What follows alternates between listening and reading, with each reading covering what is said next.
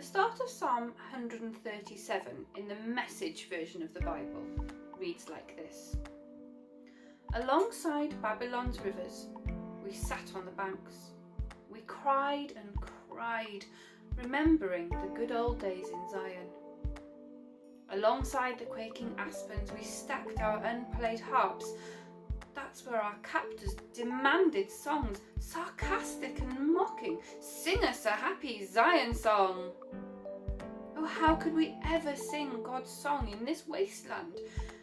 If I ever forget you, Jerusalem, let my fingers wither and fall off like leaves. Let my tongue swell and turn black if I fail to remember you. If I fail, oh dear Jerusalem, to honour you as my greatest. We're going to think about that for a couple of minutes. The River Severn is about 220 miles long. It starts really small, almost like a puddle, but grows bigger and bigger and wider and flows faster and faster, and lots of other rivers join it and make it even bigger. And the river moves like a snake, connecting towns and villages and cities together. Maybe you could have a look on a map, see if you can find the start of the River Severn and follow it all the way down to its end.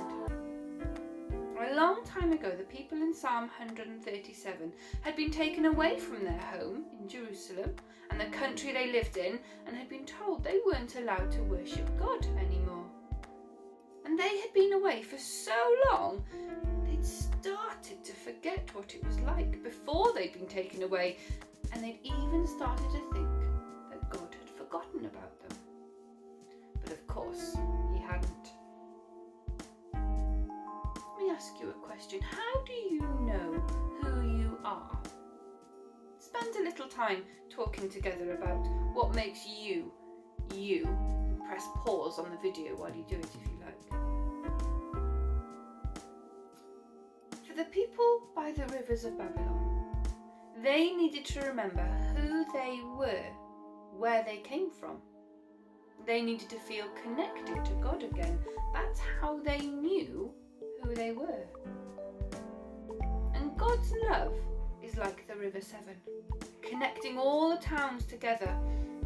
God's love connects us all to each other and connects us all back to God. And this is a tough question. Are there people you know who don't feel connected to anyone? Who don't know, though, that God loves them? Or maybe been treated badly by somebody else, like the people in Psalm 137? How might you be able to help them know that God loves them?